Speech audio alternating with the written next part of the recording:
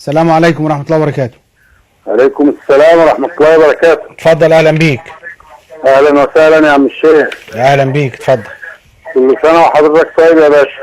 اتفضل وانت طيب. والله كان ليا مداخلة كده يا دكتور عاطف، واتمنى ان يتسع صدرك ليا شوية.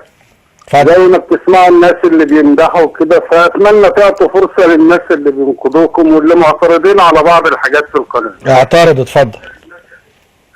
لا مش اسمها اعترض، اسمها اتفضل بس. اتفضل، انا اسف. اتفضل.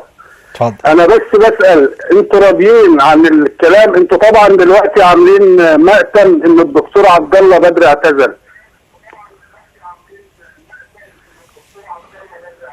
هل الكلام اللي كان بيقوله الدكتور عبد الله بدر وسب الفنانين والفنانات والامه كلها تتسب ويقولوا ان الرسول كان بيسب، هل ده كلام يتذاع من راجل عالم وبيقول دكتور في الفلسفه وكذا؟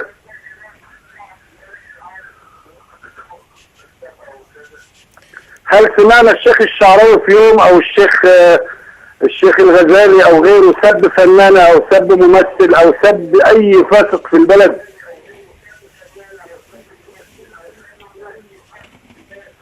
وهل السب ده وسيله خلاص على جميع القنوات؟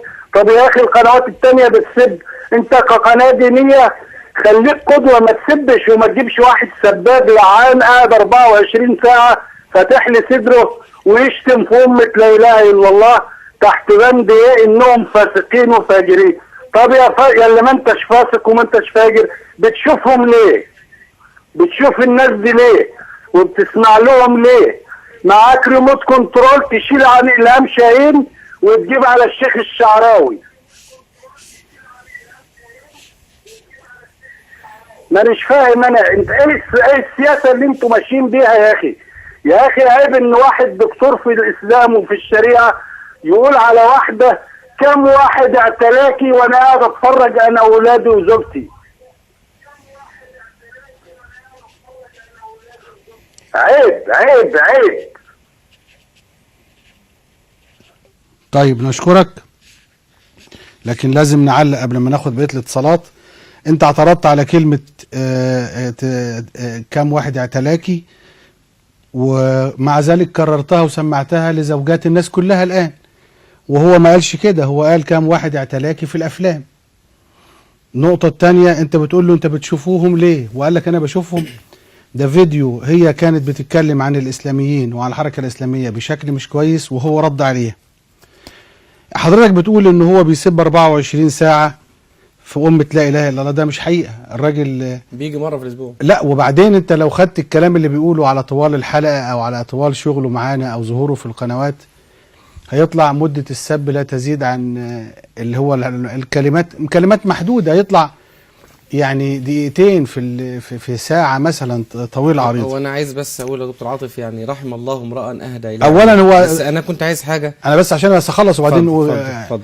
مأتم اعتزال دكتور عبد الله بدر. الدكتور عبد الله بدر ما اعتزلش، الدكتور عبد الله قال مش هيجي معانا البرنامج لانه احنا مختلفين في كيفية ابداء رد الفعل انا وهو، والراجل قال يعني ان انا منسحب من هذا البرنامج، لكن ما زال موجود على الساحة وشغال وهيستمر وهيعود ان شاء الله. موضوع الرسول في بعض المواقف قال كلمات لبعض الناس المخطئين تعتبر سب، ده امر وارد في السيرة لا خلاف عليه، لكن محدش الرسول كان يعني بمعدل الكلمات دي في 1 ل 5000 ولا 10000 كلمة خير في حياته، ده واقع وبنفهمه من علمائنا، مش انا وانت اللي هنتصدى ليه. انما انت شخصيا واضح برضو انك انت متحامل، يعني انت خلاص الموضوع ساكن وساكت، انت بتتصل وزعلان من بعض الرسائل من الناس المحبيه، هيطلع الوقت يرد عليك طوب الارض ومش هقدر احوشه، وانت اللي بتوقظ الامر تاني، وبنشكرك على النصيحة، لكن احنا بنطمنك ان موضوع السب مش سياستنا ومش اسلوبنا، واحنا هنرد وسنظل نرد على مضامين ما يقال. اذا واحد اخطأ بنقول له انت قلت كذا كذا وهذا فيه خطأ كذا وكذا وكذا، انما شخصه مش هنتطاول عليه ومش هنسبه، بتطمن ومش هنزعلك. حاضر، في تعليق ولا ناخد بيت الاتصالات ونلم لا لو في اتصالات اتفضل عشان طيب. ما نعطلش الناس. سلام